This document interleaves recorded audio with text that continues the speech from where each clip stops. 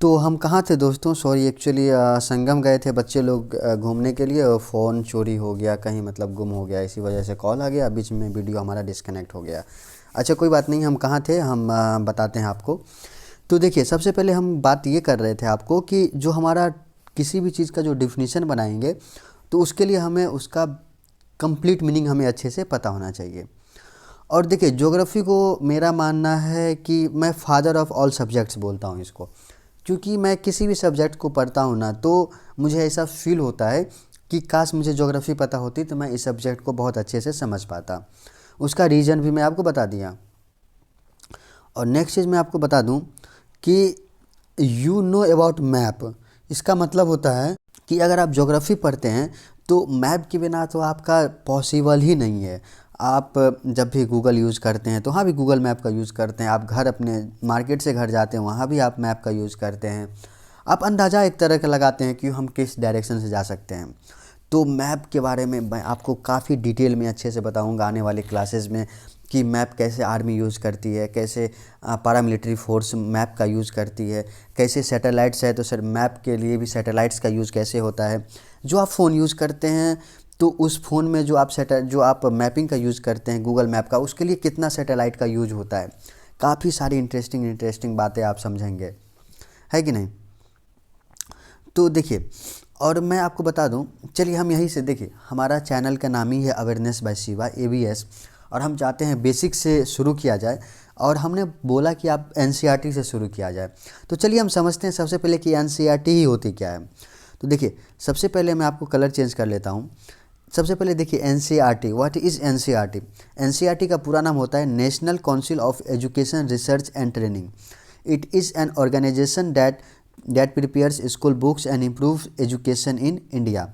यानी NCERT का पूरा नाम national council of education research and training है, और यह एक संस्था है जो भारत के स्कूल की किताबें किताबें बनाती है और शिक्षा की गुणवत्ता को बेहतर करती है कि नहीं दोस्तों?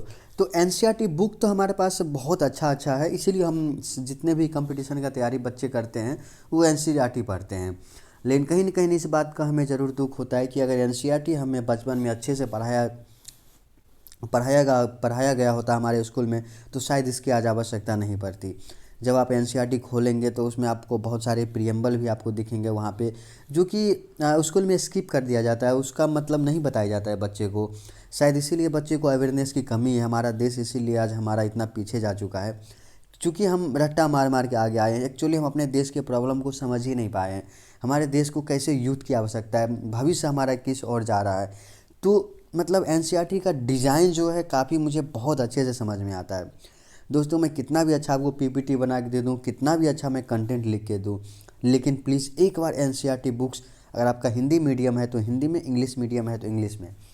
अब तो मैं क्या ही बताऊँ, मुझे तो हिंदी भी पढ़ना पड़ता है और इंग्लिश भी पढ़ना पड़ता है आप सभी के लिए। ठीक है, तो आपका जो भी मीडियम हो आप उस मीडियम में एक बार रीड ज़रूर कीजिएगा। बाकी सब कुछ मैं आपको PPT बना दूंगा। हाँ, लेकिन जैसे ही हमारा एक डिजिटल बोर्ड अच्छा सा आ जाता है, अभी थोड़ा सा उसके लिए दिक्कत है, अभी बहुत जल्दी कोशिश करूँगा कि हमारा डिजिटल बोर्ड आ जाए, उस पर मैं बहुत अच्छे से मैं बताऊँगा। क्योंकि अभी क्या है कि मैं आपको PPT पे पढ़ा रहा हूँ, PPT पर्सनली मुझे बहुत ज़्यादा अट्रैक्टिव नहीं लगती है। मुझे हैंड नोट्स बनाना, हाथ से लिखना ज़्यादा मतलब प्रेफर करता हूँ मैं, और बच्चे को करना भी चाहिए। और मेरी बात नहीं है, बच्चों के लिए भी बहुत सारी, क्योंकि यहाँ पे सब कुछ ऑलरेडी पहले लिखा है, ऐसा लगता है कि मैं रीडिंग मार रहा हूँ। लेकिन मैं रीडिंग तो नहीं, मैं एक एक चीज़ को बहुत अच्छे से समझाऊंगा। रीडिंग जैसे आपको नहीं लगेगी, लेकिन मेरा ऐसा मानना है कि ये जो विजुअलाइज हो अच्छे से, और मैपिंग हो, मतलब एक डिजिटल बोर्ड जैसे ही हमारा आता है तो हम दोबारा से NCERT सीरीज स्टार्ट करेंगे, लेकिन भी अब उसके लिए समय है। जब हमारा डिजिटल बोर्ड आएगा तो हम दूसरे सब्जेक्ट से स्टार्ट करेंगे। NCERT अभी हम 1-2 साल के बाद ही हमें स्टार्ट करेंगे, क्योंकि ये NCERT में मैं इतना चीज़ कवर करने जा रहा हूँ कि कोई भी इंस्टीट्यूट इतना सारी चीज़ें कवर नहीं करके देती है। आप किसी भी इंस्टीट्यूट से हो, कहीं भी आप मैच करेंगे तो आपको बेहतर मिलेगा। आप किसी भी चीज़ का टेंशन मत लीजिए, यहाँ पे सब कुछ आपको प्रोवाइड किया जाएगा। दूसरी चीज़ है कि हम सब्जेक्ट भी जब कोई स्टार्ट करते हैं तो उसके पीछे हम रिसर्च करते हैं कि इस सब्जेक्ट को स्टार्ट करने से पीछे साइंटिफिक रीज़न क्या होती है। तो नाउ हम अपने टॉपिक से थोड़ा सा डिस्ट्रैक्ट हो गए थे। आप सभी को बताने के लिए ही। तो जैसे कि आप सभी को पता है कि एनसीईआरटी का मतलब ही होता है, कोई पूछे व्हाट इज़ एनसीईआरटी, तो आपको इतना ज़रूर पता होना चाहिए एबीएस में जुड़ने के बाद कि एनसीईआरटी का पूरा नाम पता होना चाहिए, national council of education research and training. और इसका स्थापना 1 सितंबर 1961 में हुआ था। It was created by the government of India. इसका हेड ऑफिस दीव में है, मतलब न्यू दिल्ली में है, इसको डीयू भी कहते हैं। दिल्ली यूनिवर्सिटी लोग डीयू मतलब आदत हो गई है ना कि हेड ऑफिस इसका दिल्ली में है। इसका मेन एम क्या है, improve school education and teachers training. चलिए एनसीईआरटी के बारे में हम क्या स्टार्ट करें। चलिए ठीक है, यहाँ से हम अपना पढ़ाई बेसिकली हमें स्टार्ट करते हैं। प्लीज़ आप बहुत अच्छे तरीके से आप अपना एक कॉपी ले लीजिए, एक पेन ले लीजिए, और बहुत अच्छे से जो भी चीज़ें हो, देखिए पीडीएफ तो हम प्रोवाइड कराएंगे ही आप सभी के लिए, लेकिन आप साथ में लिखते जाएंगे ना तो मज़ा आ जाएगा दोस्तों, सही बता रहे हैं, आपका अपने हाथ का बनाया हुआ चीज़ें। तो देखिए सबसे पहले देखिए कितना प्यार से मैं लिखा हूँ ज्योग्राफी। तो आप ज्योग्राफी पढ़ने जा रहे हैं और बाइलिंगुअल क्लास में पढ़ने जा रहे हैं। बाइलिंगुअल का मतलब होता है, बाई का अर्थ होता है दो, बाय का क्या अर्थ होता है, दो। लिंगुअल जो वर्ड है दोस्तों लैंग्वेज से बना है, लैंग्वेज जिसका मतलब क्या होता है, भाषा होता है, यानी दो भाषा। और दो भाषा यहाँ पे हम कौन कौन सा कवर करेंगे, हिंदी एंड इंग्लिश। तो हम लोगों ने खुद से ही एक न्यू डिस्कवर भाषा कर लिया है जिसको हम बाइलिंगुअल के नाम से हम जानते हैं। तो हम ज्योग्राफी स्टार्ट करने जा रहे हैं बाइलिंगुअल में, जो आपको कंप्लीट हिंदी और इंग्लिश दोनों में होगा। चलिए हम एनसीईआरटी कवर करेंगे। एनसीईआरटी में क्लास 6 से 8 जो होता है उसको हम फाउंडेशन के नाम से हम जानते हैं, और 9-10 स्ट्रॉन्ग फाउंडेशन कहता है, और 11-12 का जो एनसीईआरटी होता है वो एडवांस मतलब एडवांस एनसीईआरटी हो जाती है। लेकिन हम आम तौर पे बोलते हैं कि जब भी आप किसी इंस्टीट्यूट में जाएंगे तो वहाँ पे आप सुनेंगे कि पहले आप अपना एनसीईआरटी फाउंडेशन कंप्लीट कर लो। तो बेसिकली वो कहना चाहते हैं कि आप अपना 6 to 10 12 तक अपना एनसीईआरटी पूरा कवर कर लो। लेकिन मैं इसको पर्सनली एनसीईआरटी को भी 3 भाग में डिवाइड किया है। ये मेरा खुद का दोस्तों बनाया हुआ है कि एनसीईआरटी 6 से 8 तक आप अपना फाउंडेशन लेवल पढ़ते हैं, यानी इसमें आप अपने जीवन से रिलेटेड हर चीज़, आप छोटी छोटी चीज़ें के बारे में, पठार पहाड़ माउंटेन नदी नाला सब कुछ, आप सौरमंडल प्लैनेट्स सब कुछ आप पढ़ेंगे। तो इसीलिए मैं इसको फाउंडेशन के नाम से जानता हूँ। उसके बाद स्ट्रॉन्ग फाउंडेशन पढ़ेंगे, उसके बाद फिर एडवांस पढ़ेंगे। उसके बाद दोस्तों मैं बहुत जल्दी आप सभी के लिए, अभी तो एनसीईआरटी सीरीज चलेगी, थोड़ा सा टाइम का भी इशू है, और दूसरी चीज़ें कि जैसे जैसे मेरा टीम थोड़ा सा टेक्निकल टीम में आ जाएंगे, अभी तो नहीं पॉसिबल है, लेकिन आप लोगों के सपोर्ट से बहुत जल्दी जब हम कुछ टेक्निकल टीम आ जाएगी, ताकि आप लोगों को मैं और अच्छे से मैं हर चीज़ प्रोवाइड करा सकूँ। और दूसरी चीज़ें मैं हर चीज़ अपने खुद से इवेलुएट करूँगा, उसके बाद ही वो कोई चीज़ पोस्ट किया जाएगा। तो उसके लिए आप निफ़िक्र रहिए, एबीएस आपका आपका ही है। एबीएस से आप जो डिमांड करेंगे वो हर चीज़ आपको प्रोवाइड करवाएगी। तो एनसीईआरटी तो हम कवर करवाएंगे। नेक्स्ट चीज़ साइंस की बात करो तो इसमें फिजिक्स केमिस्ट्री बायोलॉजी और ईवीएस। ईवीएस यानी एक इन्वायरमेंट के नाम से एक टॉपिक सब्जेक्ट्स होता है, तो ये साइंस में हम इसको भी आने वाले क्लासेस में हम कवर करेंगे। आप लोग हमें बताइएगा कि किस सब्जेक्ट का ज़्यादा हमें डिमांड है, हम वही स्टार्ट करेंगे। उसके बाद सोशल साइंस में मैं history geography polity economy sociology psychology दर्शन शास्त्र लो, मतलब ये एक्चुअली मैं सोशल साइंस का सारा सब्जेक्ट का नाम लिख दिया हूँ, इससे भी ज़्यादा सब्जेक्ट्स हैं, लेकिन बेसिकली मैं हिस्ट्री ज्योग्राफी पॉलिटी और इकोनॉमी, तो मैं बेसिकली यही स्टार्ट करूँगा, है कि नहीं, यहाँ तक करूँगा इकोनॉमी तक। तो आप लोग बिल्कुल निफ़िक्र हो जाइए। और यहाँ पे मैं आपको एक चीज़ बता दूँ कि बहुत अच्छे तरीके से पता है, मैथमेटिक्स एक ऐसा सब्जेक्ट है भाई, मैं जब पढ़ाऊँगा ना आपको, जब मैथ का जब लेक्चर हमारा स्टार्ट होगा तो एकदम आपके टिप्स पे, एकदम उंगली पे आपका सारा मैथ्स का फार्मूलाज, मैथ के परसेंटेज रेशियो, जो भी चैप्टर होते हैं, लगभग 70 टॉपिक्स है मैथ में, सारे 70 टॉपिक्स को बहुत अच्छे से कवर करेंगे। उसके बाद रीजनिंग भी बहुत अच्छे से पढ़ेंगे। उसके बाद इंग्लिश का भी हम बहुत अच्छे से हम कवर करेंगे। तो हमें ज़रूर बताइएगा कि चलिए हमारा यहाँ तक इंट्रो था क्लासेस का, थोड़ा सा जो भी चीज़ें था आप इसको जो समझ लीजिए, जिस नाम से आप बुला लीजिए, तो ये इतना सब सारा चीज़ें था। चलिए ठीक है, अब देखिए यहाँ से हम स्टार्ट करते हैं, है कि नहीं। तो चलिए हम सबसे पहले ज्योग्राफी स्टार्ट करता हूँ। दोस्तों आप सभी का बहुत बहुत नमस्कार। आप अपना कॉपी निकाल लीजिए, पेन निकाल लीजिए, और बहुत ईमानदारी से मन लगा के पढ़िए, और मैं सब कुछ आपको प्रोवाइड कराऊंगा। प्लीज़ हमें कमेंट करके आप डिमांड कीजिए, हम उसको फुलफ़िल करेंगे। एक भी चीज़ आपको एक टर्म नहीं समझ में आता है ना, आप कमेंट कीजिए, मैं आपको उसी लैंग्वेज में आपको बताऊंगा जो आपको बहुत ईजिली समझ में आ जाए। एक मिनट दोस्तों, थोड़ा माइक नीचे गिर गया है, थोड़ा मैं भी बोलते बोलते ना ज़्यादा बोल देता हूँ, मुझे ऐसा फील होता है। चलिए ठीक है। Why geography? Geography improves imagination and observation. देखिए ज्योग्राफी इसलिए पढ़ते हैं कि ज्योग्राफी जब पढ़ते हैं तो आप कोई भी चीज़ को इमेजिन करने लगते हैं, इमेजिन करने लगते सोचने लगते हैं। इमेजिन का मतलब क्या होता है, चलिए मैं एक चीज़ आपको बताता हूँ। आपकी मम्मी यानी माता जी, आपकी नहीं, मम्मी मतलब सारी मम्मी, धरती की मम्मी। लेकिन जब भी मैं आपको माँ का नाम बोलता हूँ, मम्मी का नाम बोलता हूँ, तो आपको क्या नज़र आता है? आप देखे होंगे कि आपके माँ का दृश्य आपके मस्तिष्क में आ जाता होगा। मैं आपको बोलूँ पिता, तो एक पिता का छवि आपके अंदर आ जाता है। तो वैसे ही जब ज्योग्राफी पढ़ेंगे, एक एक टर्म को समझेंगे, तो बस उस चीज़ को आप सीखेंगे नहीं, आप जैसे ही मैं बोलूँ, जैसे देखिए मैं चेयर बोलता हूँ तो कोई ना कोई चेयर का फिगर आपके सामने नज़र आ जाती है, राइट। तो इसी तरह हम जो भी टर्म का जो हम यूज करेंगे यहाँ पे, उसको हम रियल लाइफ के साथ कनेक्ट करने के बाद हम आपको बताएंगे, ताकि वो चीज़ें बहुत अच्छे से आपको समझ में आ जाए। चलिए नेक्स्ट चीज़ क्या है कि geography is the base of all subjects, क्योंकि geography connects directly with history, polity, economy, environment, science. मतलब ज्योग्राफी ये सारे सब्जेक्ट्स को क्या करती है, कनेक्ट करती है। जैसे कि अभी मैं आपको बताया कि हिस्ट्री का कोई भी टॉपिक आप हमें कमेंट करके बताइए, लगभग कोई भी टॉपिक कंप्लीट करने के लिए आपको वहाँ ज्योग्राफी की आवश्यकता पड़ेगी। पॉलिटी का आप चैप्टर पढ़िए, वहाँ ज्योग्राफी की आवश्यकता होगी। इकोनॉमी पढ़िए, इन्वायरमेंट पढ़िए, साइंस पढ़िए, आपको ज्योग्राफी की आवश्यकता पड़ेगी ही पड़ेगी। चलिए सेम चीज़ यहाँ पे मैंने आपको जैसे बोला कि बाइलिंगुअल यानी हिंदी और इंग्लिश में दोनों लैंग्वेज में लिखा हुआ है। चलिए भूगोल का सीधा संबंध इतिहास, राजनीति, अर्थव्यवस्था, पर्यावरण एवं विज्ञान से है। और भी विज्ञान से है, लेकिन अभी हम इतना ही समझेंगे। जब हम पूरा प्योर ज्योग्राफी स्टार्ट करेंगे तो बहुत डेप्थ में, लगभग 150 घंटा का क्लासेस हमारा वो होने वाला है। एक चीज़ और मैं आपको बता दूं कि देखिए ज्योग्राफी हर एक चैप्टर 20 से 25 पेज का ही है कि नहीं, लेकिन हर चैप्टर उसके अंदर का ही होगा। टोटल ज्योग्राफी बुक 64-70 पेज के अंदर ही है, लेकिन हमारा पीपीटी लगभग 250-300 क्रॉसेज है। क्यों? क्योंकि हमने कुछ भी चीज़ मिस नहीं किया। तो चलिए स्टार्ट करने से पहले अभी मैं आपको देख लेता हूँ, उसके बाद मैं आपको बुक दिखाता हूँ।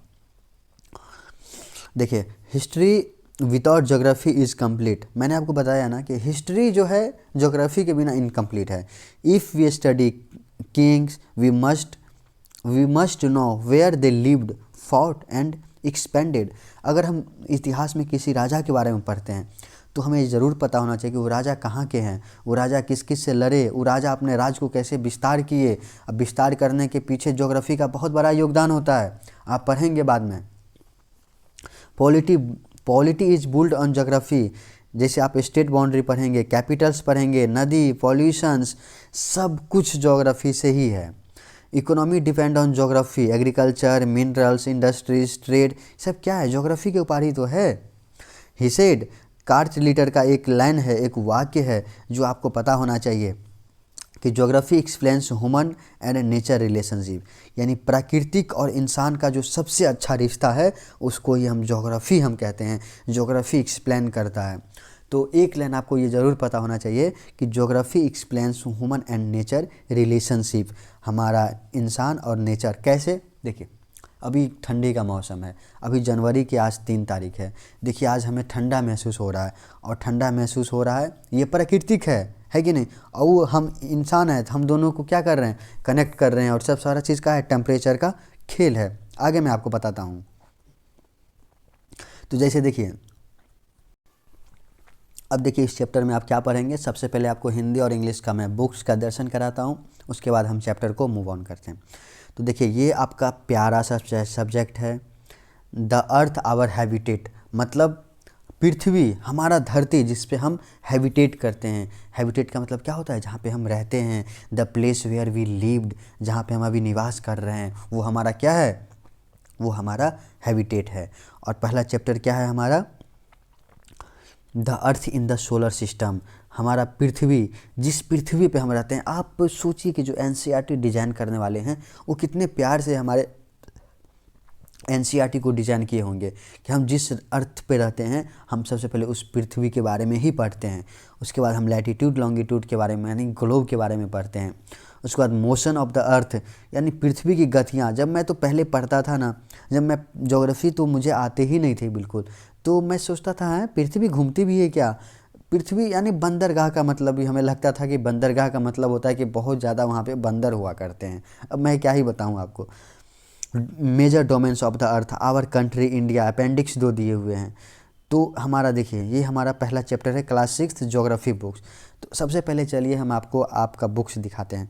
तो जैसे कि आपको पता है कि आप टेलीग्राम चैनल पे ज्वाइन कर लीजिए और यहाँ पे आप जो है ना बुक्स डाउनलोड कर लीजिए, क्योंकि बुक्स आप खुद से नहीं पढ़ेंगे तो कोई मतलब नहीं है और बुक आपको कहीं नहीं ढूंढना पड़ेगा। बुक हमारे इस टेलीग्राम चैनल पे ही आपको देखना, आपको आप ही का यहाँ पे सब कुछ मिल जाएगा, सारा टेलीग्राम क्लास नोट्स सब कुछ मिल जाएगा, राइट। अब चलिए हम बुक हम आपको दिखाते हैं। सबसे पहले ये हमारा बुक्स। अच्छा चलिए पहले हिंदी आप देखना चाहेंगे कि इंग्लिश, ताकि बहुत अच्छे से देख सकें। तो चलिए हम सबसे पहले हिंदी वासी हैं तो पहले हम हिंदी देख लेते हैं। तो इसको थोड़ा सा बड़ा कर लेते हैं। देखिए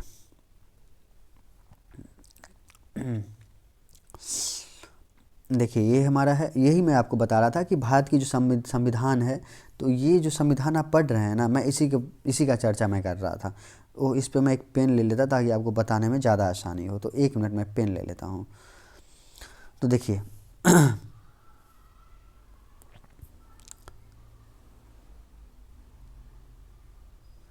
तो देखिए सौरमंडल में पृथ्वी, यहाँ पे देखिए सूर्यास्त के बाद आकाश को देखना कितना अच्छा लगता है। आसमान में पहले 1 या 2 बिंदु ही दिखते हैं, लेकिन बाद में इनकी संख्या बढ़ती जाती है। आप इनकी गणना नहीं कर सकते हैं। संपूर्ण आकाश की छोटी छोटी चमत्कार वस्तुओं से भरा हुआ है। तो यहाँ पे जो एक टर्म है, आप यहाँ पे टर्म में एक देखेंगे, मैं आपको बता दूं कि यहाँ पे देखिए एक टर्म है जो पूर्णिमा है, एक अमावस्या है, एक खगोलीय पिंड है, इसके बाद तारा है। जो हाईलाइट वर्ड है, इस वर्ड का हमें मतलब पता होना चाहिए।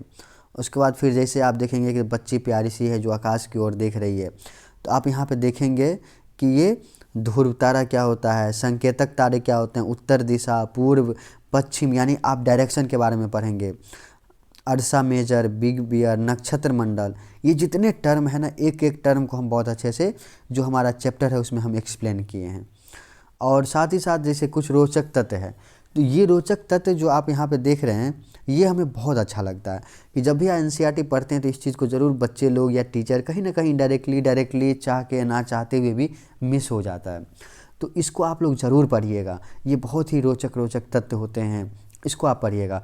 यहाँ पे आप ग्रह देख लीजिए, प्लैनेट देख लीजिए। अभी मैं बस बुक दिखा रहा हूँ, देखिए पढ़ने बैठ जाऊँगा काफ़ी, एक ही टॉपिक से आपको 2-2.5 घंटा लग जाएगा। यानी आप एक चैप्टर पढ़ेंगे तो आपको लगभग 6 चैप्टर है तो 6 दूना 12 घंटा लग जाएगा। यानी एक बुक को आपको 12-13 घंटा लग जाएगा पढ़ने में। तो इसीलिए थोड़ा सा मैं आपको बुक से दिखा रहा हूँ ताकि आप खुद से पढ़िए।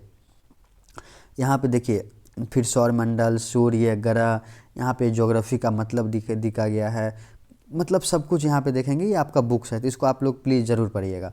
और देखिए यहाँ पे जो क्वेश्चन आंसर है, पढ़ने के बाद ये क्वेश्चन आंसर प्लीज़ आप लोग ज़रूर सॉल्व कीजिएगा अपने से, ताकि मुझे लगे कि आप लोगों ने कुछ ना कुछ पढ़ा है। ठीक है, ये क्वेश्चन आंसर ज़रूर सॉल्व कीजिएगा और सॉल्व करने के बाद आप लोग मैच कीजिएगा, खुद से ही मैच कर लीजिएगा या फिर बहुत सारे एएस हैं वहाँ से आप मैच कर सकते हैं। चलिए अब इंग्लिश बुक आपको मैं दिखाता हूँ, दिखाऊँ क्या? देखिए अब चलिए हम आपको इंग्लिश बुक दिखाते हैं।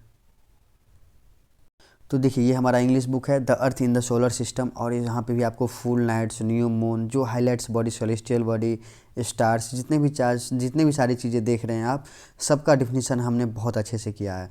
यहाँ पे देखिए प्लैनेट्स को याद करने का भी बहुत अच्छा चीज़ें बताया गया है।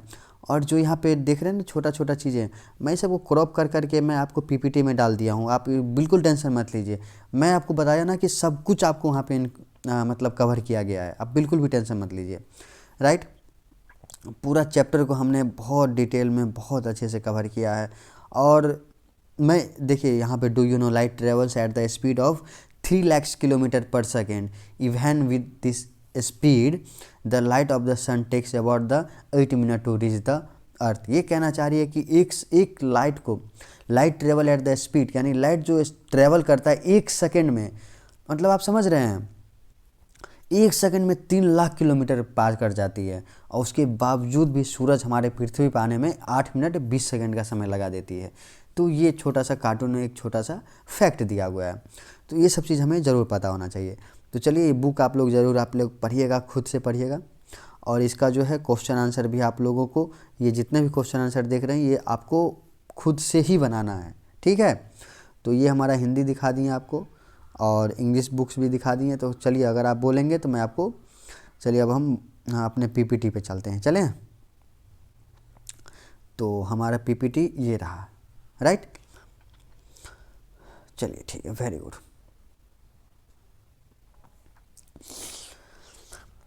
देखिए, हमारा चैप्टर अब स्टार्ट हो गया, यहाँ से हम लोग पढ़ेंगे, और बिल्कुल मन लगा के आप लोग पढ़िए।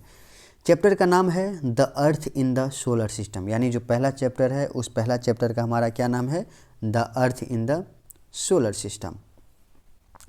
हम अपने सोलर सिस्टम के बारे में पढ़ेंगे, लेकिन उससे पहले हम ये बता दें कि वाई स्टडी दिस चैप्टर। ये भी तो एक बात होती है ना कि इस चैप्टर को ही हम क्यों पढ़े, है कि नहीं। Why study this chapter to understand where earth is located in the universe and how life exist here. यह जानने के लिए कि धरती ब्रह्मांड कहाँ स्थित है और यहाँ जीवन कैसे संभव है कि नहीं। तो हम इसलिए हम इस चैप्टर को हम यहाँ से शुरुआत करते हैं। अगर सोलर सिस्टम की बात करें, हम अभी समझते हैं कि सोलर सिस्टम क्या होता है। सोलर सिस्टम में सन होते हैं, 8 प्लैनेट, सैटेलाइट, एस्ट्रॉयड और मेटर। अभी हम सारे टर्म, एक एक टर्म को हम समझेंगे, है कि नहीं। तो मैंने आपको जैसे बताया कि सबसे पहले चलिए हम समझते हैं कि सोलर सिस्टम क्या होता है कि नहीं। आप लोगों को लगा हो कि सोलर सिस्टम हो गया, मैंने यहाँ पे 2 लाइन पढ़ लिया, बस कंप्लीट हो गया, क्या नहीं हुआ है। अब यहाँ पे देखिए, एक एक टर्म को हम बहुत अच्छे से हमने लिखा है। चलिए, ये पीडीएफ आपको मिल जाएगा टेलीग्राम चैनल पे, वहाँ पे ज्वाइन करके ले लीजिए। ज्वाइन करने के लिए सिंपली आप डिस्क्रिप्शन बॉक्स में भी जाएंगे चैनल के, मैं आपको दिखा देता हूँ क्योंकि कभी कभी नहीं मिल पाता है। तो देखिए, ये जो चैनल है, चैनल पे आप यहाँ पे मोर पे क्लिक करेंगे तो यहाँ देखिए टेलीग्राम पे चैनल है। जैसे ही इसको क्लिक करेंगे तो सीधा आप आ जाएंगे कहाँ पे, आप टेलीग्राम आपका ओपन हो जाएगा, है कि नहीं। आप देख रहे हैं PW का भी खुला हुआ है, कोई दिक्कत नहीं है। जहाँ जहाँ से जो कंटेंट मिले, जहाँ पढ़ने को जो मिले, आप वहाँ से पढ़िए। देखिए खुल गया ना, ऐसे ही आपका भी खुल जाएगा, यहाँ पे आप ज्वाइन कर सकते हैं। तो हम कहाँ थे, यहाँ पे थे क्या, नहीं यहाँ भी नहीं थे। चलिए मैं आपको बताता हूँ, हमारा लेक्चर यहाँ पे था। चलिए ठीक है दोस्तों, ये हमारा सोलर सिस्टम है। हम सोलर सिस्टम एक टर्म है, हम उसको समझते हैं। Solar system is the family of sun, यानी जो सन का जो फैमिली होता है उसको ही हम सोलर सिस्टम कहते हैं। और सन क्या है, सन जो है ना दोस्तों, सन से ही पूरा ब्रह्मांड जितना भी चीज़ें हैं, जिसको भी एनर्जी मिलता है वो सन से ही मिलता है। इसलिए फैमिली का जो सरदार होता है, जो फैमिली का जो मुखिया जिसे कहा जाता है, उसको हम सन कहते हैं। जिस तरह हमारे परिवार में भी कोई ना कोई एक मुखिया होता है, कोई ना कोई हमारे परिवार में एक डिसीजन देने वाला होता है, कोई ना कोई हमारे परिवार में एक ऐसे व्यक्ति होते हैं जिनसे सभी लोग को ऊर्जा मिलती है। लाइक अगर मेरे पिताजी, यानी हमारे पिताजी अर्न करते हैं, कमाते हैं, तो उससे घर के जितने भी सदस्य होते हैं सभी अपनी ज़रूरतें पूरा करते हैं। किसी को कपड़ा लेना होता है तो अपने हिसाब से कपड़ा लेते हैं, किसी को कुछ जो भी चीज़ें लेना होता है, फैमिली के सारे सदस्य को वो संभालते हैं। उसी तरह सूरज को मान लीजिए कि सारे फैमिली को वो संभालता है, और हर फैमिली का अपना एक क्या होता है, काम होता है। हर फैमिली का क्या होता है, हर फैमिली के सदस्य का कोई ना कोई काम होता है। उसी तरह फैमिली के अंदर जो 8 प्लैनेट है ना, उस 8 प्लैनेट का भी कोई ना कोई काम होता है। जिस तरह हमारा जो पृथ्वी है, तो पृथ्वी हमारा क्या है, एक परिवार है कि नहीं। और परिवार का हमारे सदस्य कौन है, देखिए सूरज हो गया। सूरज मेन चीज़, क्योंकि जो एनर्जी का जो सोर्स होता है, एनर्जी क्या होता है, जो अभी हम देखिए, अभी ठंड है, ठंड में हम किस चीज़ की आवश्यकता होती है, तो हम कहीं ना कहीं ज्वाला, हम आग खोजते हैं कि कहाँ पे आग हो, हम बैठ जाते हैं। लेकिन गर्मी में हम आग से क्या करते हैं, दूर भागते हैं। तो जो ताप होती है वो ताप कहाँ से आ रहा है। एक चीज़ आपको आश्चर्य वाली बात होगी कि जिस तरह सूरज का टेम्परेचर बहुत ज़्यादा होता है धरती से ऊपर, उसी तरह धरती के अंदर जब आप कोर में पढ़ेंगे, आने वाले सब्जेक्ट में, मतलब इसी चैप्टर में पढ़ेंगे, जब हम लेयर ऑफ द अर्थ पढ़ेंगे तो वहाँ पे आपको बताएंगे कि पृथ्वी के अंदर का टेम्परेचर कितना ज़्यादा होता है। जैसे सन के अंदर बहुत टेम्परेचर होता है ना, उसी तरह पृथ्वी के अंदर भी बहुत ज़्यादा टेम्परेचर है। तो हमारा टॉपिक्स कहाँ था, चलिए यहाँ पे हम आते हैं अपने टॉपिक्स पे। तो मैं आपको बताया कि जो सन है वो हमारे परिवार का क्या है, सोलर सिस्टम फैमिली का सदस्य है, और सदस्य का क्या है, वो मुखिया हैं। इट इंक्लूड्स 8 सन, और जो 8 सन होते हैं, जैसे एक पिताजी हो गए और पिताजी के क्या हो गए 8 को पुत्र हो गए, और 8 पुत्र के भी क्या होते हैं, उनके भी शादी होते हैं, उनके भी बच्चे होते हैं, उनके भी कुछ ना कुछ छोटा छोटा सामान होते हैं, कुछ ना कुछ बच्चे होते हैं, कुछ खरीद लेते हैं मार्केट से, कुछ 4 व्हीलर खरीद लेते हैं, है कि नहीं। लेकिन सबको कंट्रोल कौन करते हैं, हमारे पिताजी करते हैं। लेकिन आप लोग बोलेंगे आजकल तो हमारा जॉइंट फैमिली रहा ही नहीं। लेकिन अगर आप क्या ही बताऊं, मैं धीरे धीरे मैं आपको बताऊंगा कि आप लोग अपने परिवार को कभी भी टूटने मत दीजिएगा। हम पढ़ते पढ़ते साथ में लाइफ साइंस भी पढ़ते चलेंगे, जो हमारे जीवन से रिलेटेड हो, जो हम हमारा लाइफ को बहुत अच्छे से उसको क्या करें, बेहतर बनाए, है कि नहीं। तो उसी में क्या होती है, 8 प्लैनेट्स होती है, जैसे मून्स हो गया, और स्पेस में बहुत सारे ऑब्जेक्ट्स भी होते हैं जिसको हम एस्ट्रॉयड कहते हैं, मेटेरर बोलते हैं, कमेट्स बोलते हैं। और इसको भी हम समझेंगे कि इसका डिफिनीशन क्या है, इसको क्या बोलते हैं। बस अभी आप इतना समझिए कि फैमिली में इतने सदस्य होते हैं, और फिर बाद में हम उस सारे सदस्य को हम पढ़ेंगे अच्छे से।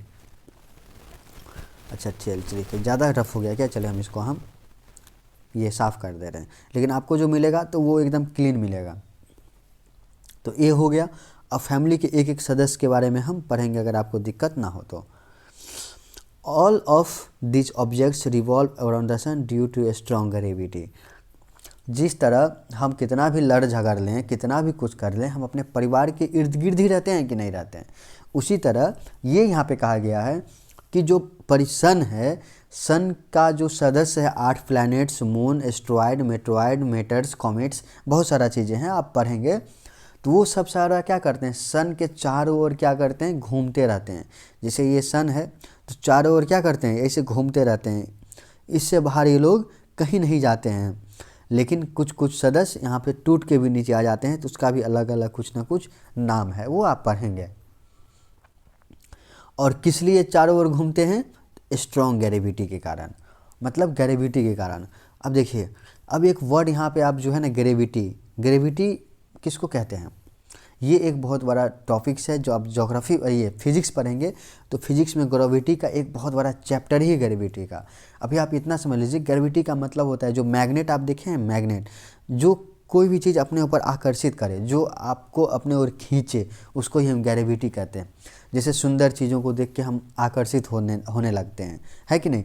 जैसे सुंदर कोई भी चीज़ हो, जैसे कुछ भी हो, सुंदर चीज़ देख के या महंगा चीज़ देख के, महंगा कपड़ा देख के, महंगा गाड़ी देख के हम क्या करें, अट्रैक्टिव होते हैं। तो वो भी कहीं ना कहीं ग्रेविटी ही है कि नहीं।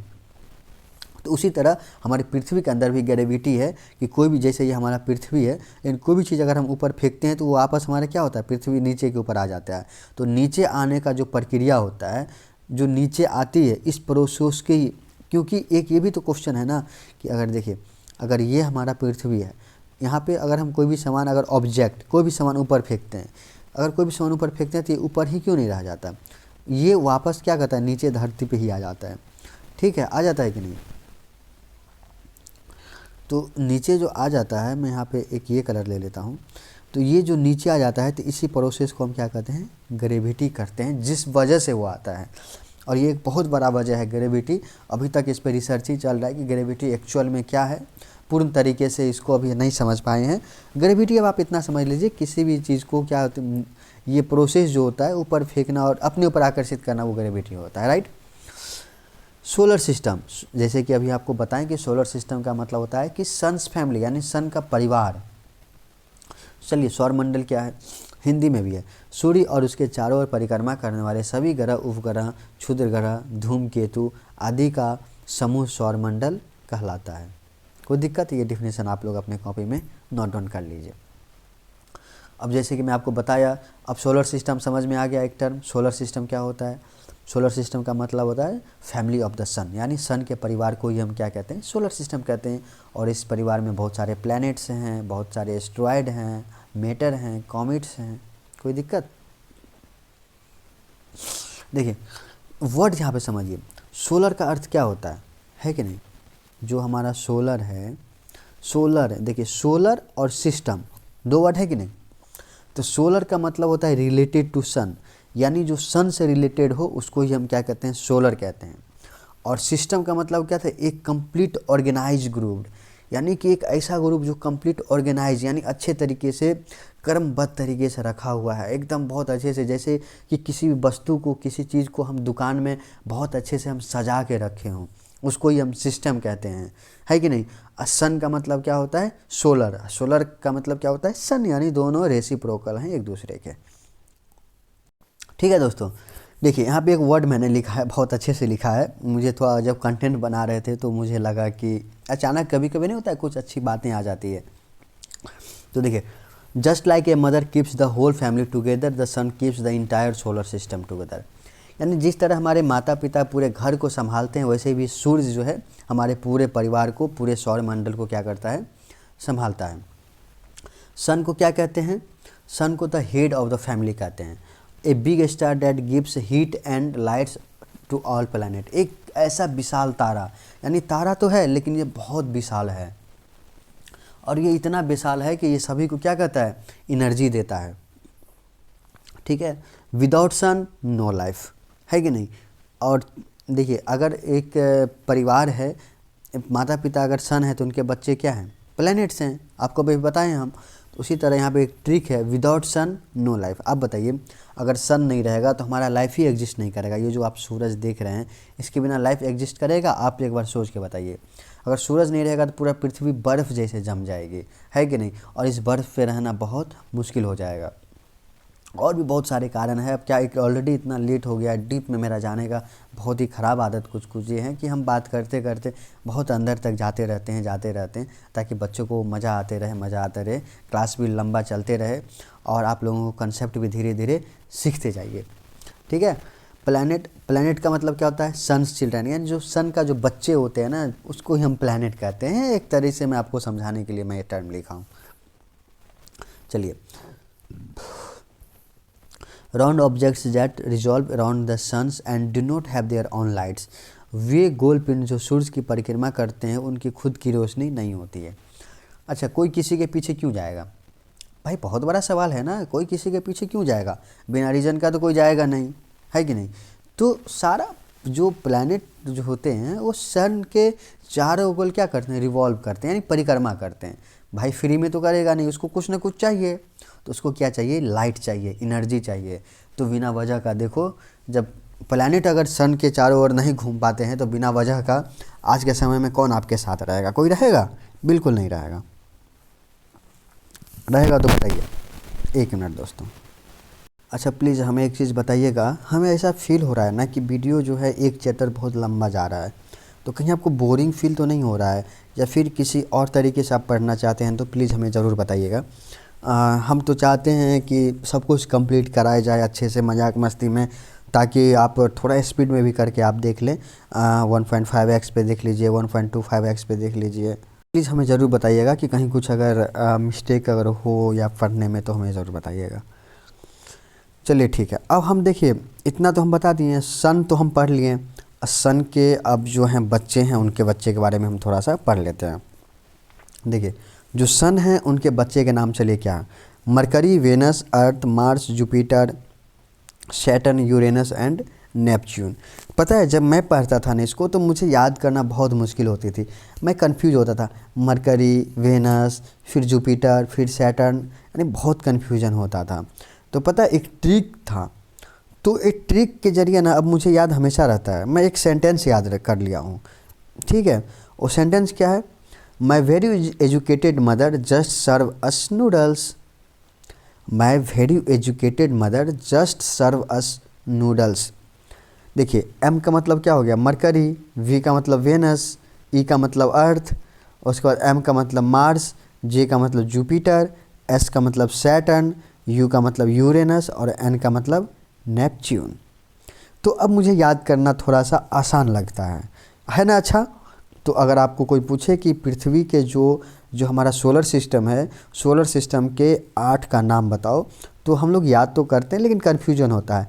तो हमें बहुत अच्छे से याद रहेगा, मैं एजुकेटेड मदर, तो मैं मतलब मार्स, वेनस, जैसे जो इस सेंटेंस है उसको हम मन में रखेंगे, है कि नहीं।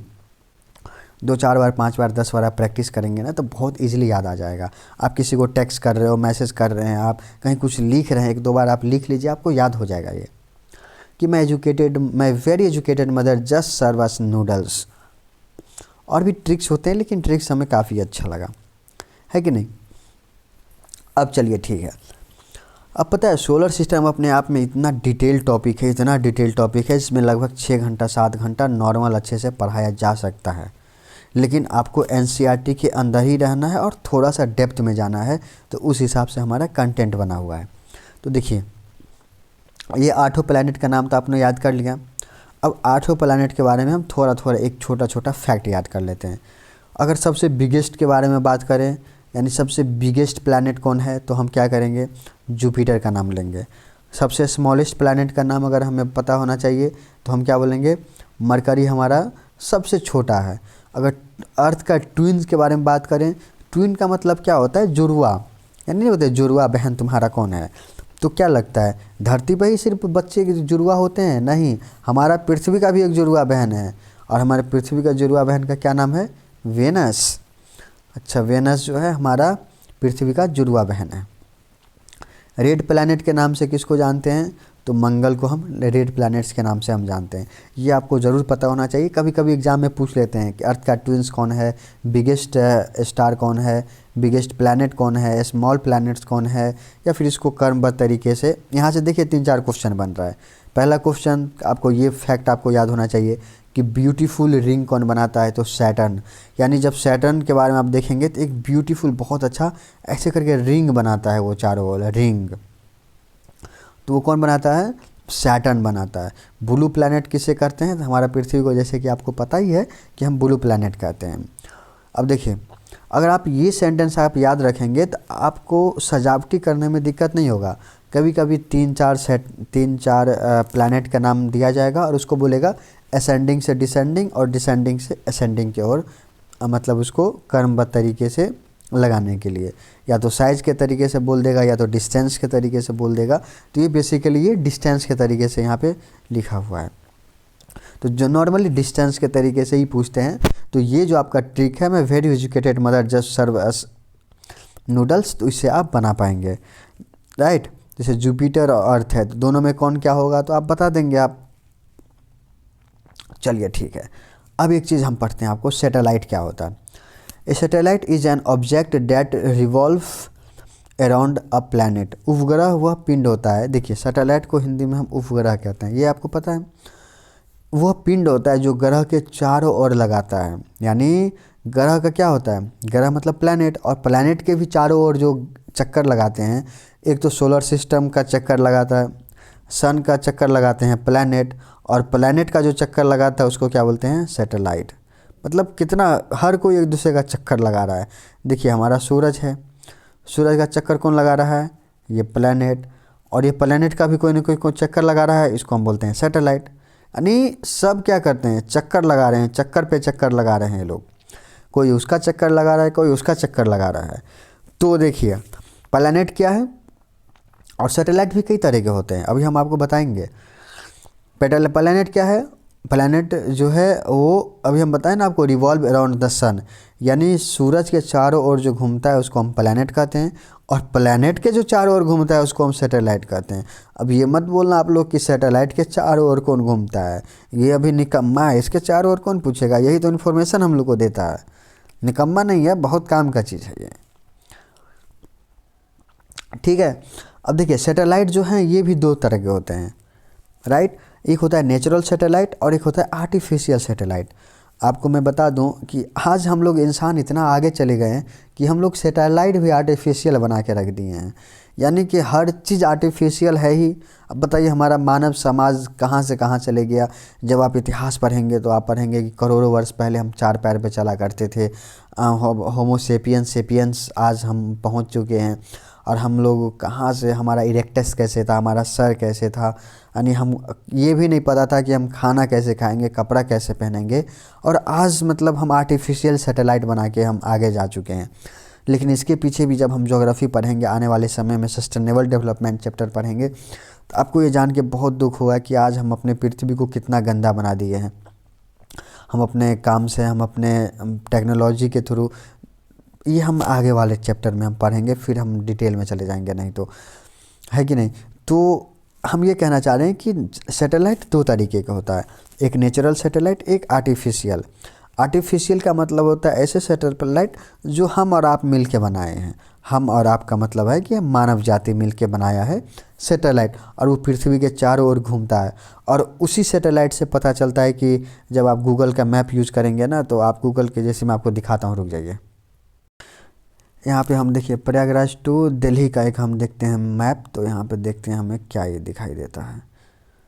देखिए ये आप कैसे पता चलता है, यहाँ पे आप जो देखते हैं 11 घंटा 22 मिनट का रास्ता यहाँ पे दिख रहा है, और यहाँ पे आपको डायरेक्शन का भी मैप दिखेगा। ये जो आप ब्लू कलर का देख रहे हैं, ये आपका मैप जो दिख रहा है, तो कैसे ये पता चलेगा। बीच में देखिए ये थोड़ा सा दूसरा कलर दिख रहा है, इसका मतलब क्या होता है कि यहाँ पे थोड़ा ट्रैफिक है। तो ये जो आपको बीच का जो ट्रैफिक है, ये कैसे पता चल रहा है कि यहाँ पे सैटेलाइट है। अभी तो हम रूम में बैठे हुए हैं, कैसे पता कि यहाँ पे सैटेलाइट है। सॉरी, ट्रैफिक बहुत ज़्यादा है, तो ये ऊपर में कोई ना कोई क्या है, सैटेलाइट है। और सैटेलाइट से भी हम देख के, और जैसे यहाँ पे गैदरिंग होता है तो यहाँ पे शो हो जाता है कि यहाँ पे गैदरिंग बहुत ज़्यादा है कि नहीं। तो यहाँ पे देखिए और चीज़ मैं आपको दिखाता हूँ, यहाँ पे कहीं ना कहीं आपको रेड सिग्नल भी देखने को मिल जाएगा। तो बेसिकली ये क्या है, हमारा सैटेलाइट का, इस सैटेलाइट के थ्रू ये सब हो। देखिए बीच में फिर से हमको ट्रैफिक दिख रहा है। अब कहीं ना कहीं हमको रेड ट्रैफिक भी ज़रूर दिख जाएगा, यानी जहाँ पे देखिए यहाँ पे हम गाज़ियाबाद पहुँच चुके हैं, चलिए न्यू दिल्ली पहुँच गए। तो कैसे पता चलता है, ये सब तो सैटेलाइट के थ्रू पता चलता है। और ये इंसान के द्वारा, यहाँ पे आप पिक्चर भी देख सकते हैं कि वहाँ का पिक्चर भी देखिए, ये सब जो इमेज देख रहे हैं आप, ये सैटेलाइट के द्वारा लिया गया ये सब इमेज है कि नहीं। देखिए ये सब यहाँ पे आपको 360 व्यूज़ आपको देता है सैटेलाइट, और ये सब पूरा फ्री सर्विस है। लेकिन बहुत दुख की बात है, मैं आपको बताऊंगा बाद में क्लासेस में जब करेंगे। तो चलिए हम अपने लेक्चर पे वापस आते हैं। किधर गया, हाँ यहाँ पे। तो बाद में हम पढ़ेंगे कि सैटेलाइट भी जो हम लोग आज यूज़ करते हैं, तो किसका यूज़ करते हैं, कैसे यूज़ होता है। जब साइंस एंड टेक्नोलॉजी पढ़ेंगे तो लिटरली आपको बहुत बुरा फील होगा, और आप लोग खुद चाहेंगे कि कब हम लोग इसको ठीक करें। तो जैसे कि आपको मैं बताया हूँ कि सैटेलाइट दो तरीके का होता है, आपको ये याद होना चाहिए। मैं बार बार नाम इसलिए ले रहा हूँ, देखिए कि एक चैप्टर पढ़ाने में एक चैप्टर बनाने में आपको लिटरली मैं बता रहा हूँ 2 घंटे लगते हैं पीपीटी बनाने में, 1 से 2 घंटा लगता है आपको क्लास को कवर करने में, 1 से 1.5 घंटा लगता है पूरा सेटअप अपलोड सब कुछ करने में। यानी एक चैप्टर में लगभग 5 से 6 घंटा का टाइम जाता है। तो प्लीज़ आप लोग बहुत अच्छे से पढ़िए और सब कुछ कवर कीजिए ना, मैं हर चीज़ यहाँ पे आपको प्रोवाइड करवा दूँगा। जब डिजिटल बोर्ड आ जाएगा ना, तो आपको और किसी चीज़ की आवश्यकता नहीं पड़ेगी, फिर तो आपको रियल लाइफ सब कुछ बहुत अच्छे से और भी कराया जाएगा। लेकिन आप यहाँ पे पढ़िए, बहुत कुछ हमने यहाँ पे दे दिए हैं। चलिए ठीक है। तो क्रिएटेड बाय नेचर को, अब जैसे कि आपको पता है कि अभी मैं बताया कि नेचर के द्वारा जो क्रिएट किया गया है उसको नेचुरल सैटेलाइट कहते हैं। जैसे मून हमारा पृथ्वी के चारों ओर घूमता है, मून को हम अर्थ का सैटेलाइट है मून। जैसे बच्चे अपनी माँ के साथ रहते हैं, चांद पृथ्वी का साथी है। समझे बात, बच्चे अपने माँ के साथ रहते हैं ना, तो इसे जो चांद है वो अपने माँ के पास यानी अपने अर्थ के पास रहते हैं, उससे दूर नहीं भागते हैं। लेकिन आप तो बोलेंगे बहुत दूर है, लेकिन ज्योग्राफी के डिस्टेंस में ये बहुत पास है। ये ज्योग्राफी का जो डिस्टेंस होता है बहुत, मतलब बहुत ज़्यादा डिस्टेंस होता है। थोड़ा बोलेंगे, थोड़ा सा डिस्टेंस का मतलब करोड़ों लाख डिस्टेंस पूरा हो जाता है। तो इसलिए ज्योग्राफी का डिस्टेंस ही अलग हो जाता है। चलिए दूसरा होता है एक आर्टिफिशियल सैटेलाइट, जिसको हम ह्यूमन के द्वारा जो बनाया गया, जो इंसान के द्वारा बनाया गया है, उसको हम आर्टिफिशियल सैटेलाइट के नाम से हम जानते हैं। अगर चलिए हम आर्टिफिशियल सैटेलाइट का आपको 1-2 पिक दिखाते हैं। देखिए ये सब आप देखेंगे तो ये आपका आर्टिफिशियल सैटेलाइट है। यहाँ पे विकिपीडिया पे भी जाके आप पढ़ सकते हैं, यहाँ पे इमेज है। तो यहाँ पे देखिए एक आर्टिफिशियल सैटेलाइट यहाँ पे है कि नहीं, व्हाट आर आर्टिफिशियल सब्जेक्ट, यहाँ पे बहुत अच्छे से देखिए। Artificial subjects are man made objects launch into the orbit around the earth. ये साइंस टेक का टॉपिक है, इसको हम बहुत डिटेल में साइंस टेक में हम बात करेंगे।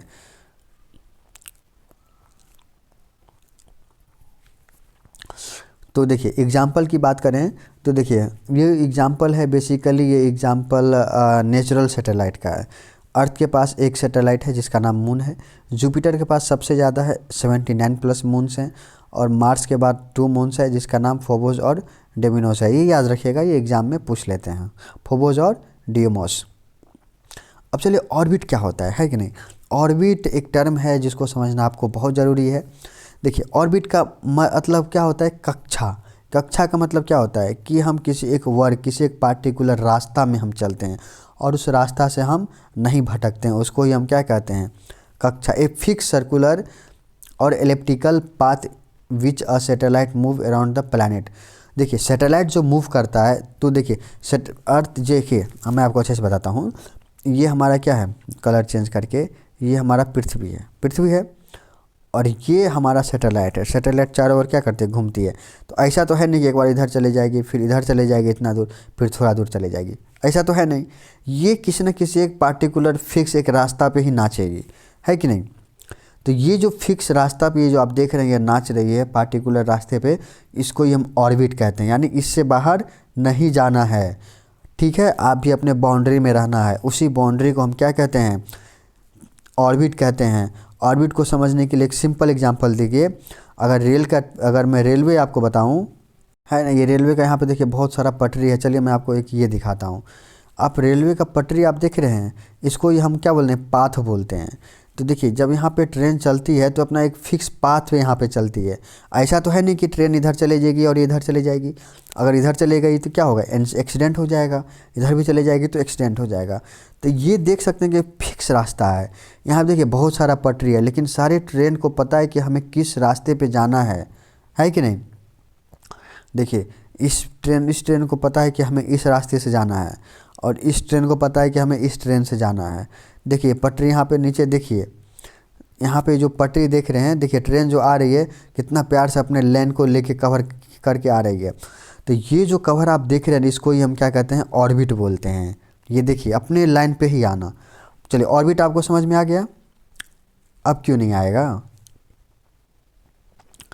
चलिए ठीक है। कहाँ गया, अरे काम करो। ठीक है दोस्तों, ऑर्बिट समझ में आ गया। जैसे रेलवे ट्रैक हो गया, never train leaves it's track, जैसे ही आप ट्रैक्स के बाहर जाता है ट्रेन, वो एक्सीडेंट हो जाता है। चलिए ठीक है। वाई सैटेलाइट्स आर इम्पोर्टेंट, मतलब सैटेलाइट क्यों ज़रूरी है भाई, ये भी तो बहुत बड़ा क्वेश्चन है। तो natural satellites helps maintain gravitational balance, यानी ग्रेविटेशनल बैलेंस। अभी जैसे बैलेंस आपको बताया ना कि पृथ्वी के ऊपर कोई भी चीज़ हम फेंकते हैं तो पृथ्वी के पास ही आ जाती है ना। तो इसी चीज़ का क्यों क्या होता है, एक बैलेंस होता है। बिना बैलेंस का इस धरती पे कुछ नहीं है। देखिए भगवान है या नहीं, ये नहीं है, ये तो हमें नहीं पता, लेकिन हमें इतना ज़रूर पता है कि अगर हमारा पृथ्वी, हमारा सोलर सिस्टम, हमारा अर्थ, हमारा कोई भी चीज़ इतने अच्छे तरीके से सजाया हुआ है, इतने अच्छे से दिया गया है नेचर, तो इसके पीछे ज़रूर कुछ ना कुछ है। और इसको आप भगवान कह लीजिए, आप उसको नेचर कह लीजिए, मैं तो उसको नेचर के नाम से ही जानता हूँ, है कि नहीं। तो उसको ही क्या कहते हैं, बैलेंस बनाने के लिए ग्रेविटेशनल फोर्स का ज़रूरत होता है, राइट। इसीलिए हमारा क्या होता है, इस सैटेलाइट का काम ये होता है कि ग्रेविटेशनल फोर्स को बनाए रखे। लेकिन जो हमारा इंसान का जो सैटेलाइट बनाया हुआ है वो बिल्कुल अलग है, बहुत अलग है। कैसे अलग है मैं आपको बताता हूँ। देखिए जो आर्टिफिशियल सैटेलाइट है, जो इंसान के द्वारा बनाया गया सैटेलाइट है, तो अगर उसका नाम अगर मैं आपको बता दूँ, देखिए ये सैटेलाइट का नाम है। नासा के द्वारा सैटेलाइट लॉन्च किया जाता है, इंडिया में इसरो के द्वारा। यानी हर कंट्री का अपना अपना एक स्पेस एजेंसी होता है, एक स्पेस एजेंसी सेंटर होता है, और वहाँ से सैटेलाइट को लॉन्च करते हैं और वो अपने सैटेलाइट का अलग अलग नाम देते हैं, है कि नहीं। आप देखिए जैसे गैलीलियो हो गया, हबल्स हो गया, है कि नहीं। इंडिया का भी हो गया, जैसे इंडिया का इसरो हो गया, इसरो में आर्यभट्ट हो गया, उसके बाद इनसैट सीरीज हो गया, IRS सीरीज हो गया, RI सैट हो गया, G सैट हो गया। ये सब साइंस टेक का टॉपिक है, अभी बेसिकली मैं आपको नाम बता दिया हूँ। तो ये सब सारा क्या है, आर्टिफिशियल सैटेलाइट है। तो आर्टिफिशियल जो देखिए नेचर के द्वारा जो सैटेलाइट बनाया गया है वो तो बैलेंस बनाने के लिए है, लेकिन जो इंसान के द्वारा सैटेलाइट बनाया गया है उसका अलग अलग पर्पस है। जैसे आप GPS का यूज़ करते हैं तो जीपीएस यूज़ करने के लिए, लोकेशन यूज़ करने के लिए जो जीपीएस मैप्स का यूज़ करते हैं, वहाँ पे हम आर्टिफिशियल सैटेलाइट का यूज़ करते हैं। जो आप टीवी देखते हैं ना, डीटीएच का जो टीवी आप देखते हैं, डीटीएच टीवी पता है ना, आपको दिखाता हूँ, रुक जाइए। देखिए ये सब सारा जो डीटीएच टीवी देख रहे हैं ना, इसको ही हम डीटीएच टीवी के नाम से जानते हैं। तो इस टीवी पे आप इसको जो देख रहे हैं ना, तो इसको कभी कभी देखते होंगे कि इसको ऐसे ऐसे घुमाते रहते हैं ताकि ये कैसे भी पकड़े। आप लोग ये मत समझिएगा कि मैं एयरटेल का यहाँ पे ये कर रहा हूँ, एयरटेल कहाँ और मैं खुद क्या बताऊँ, तो उतना मत सोचिएगा। जो इमेज हमें मिल गया बस मैं वही यूज़ कर रहा हूँ। ये जो आप देख रहे हैं, बेसिकली मेरा ये कहने का मतलब है, इसको कभी कभी देखते होंगे ना कि घुमाता है। इसका भी एक फिक्स डायरेक्शन होता है, आप हमें बताइएगा कि किस डायरेक्शन में आप ये होता है। चलिए एक सवाल आपसे मैं कर दिया हूँ, तो इसका आप ज़रूर कमेंट में हमें बताइएगा पता करके। एटलीस्ट कम से कम सर्च करेंगे तो वहाँ भी आपको कई सारा इन्फॉर्मेशन मिल जाएगा। अगर आप शेयर करना चाहें तो कर दीजिएगा, मैं भी थोड़ा सीख लूँगा आपसे, है कि नहीं। तो आप ये बताइएगा। और ये डीटीएच है ना, तो ये भी देखने के लिए हमें क्या चीज़ का ज़रूरत होता है, सैटेलाइट का ज़रूरत होता है। चलिए अब हम वापस अपने पीडीएफ पे आते हैं।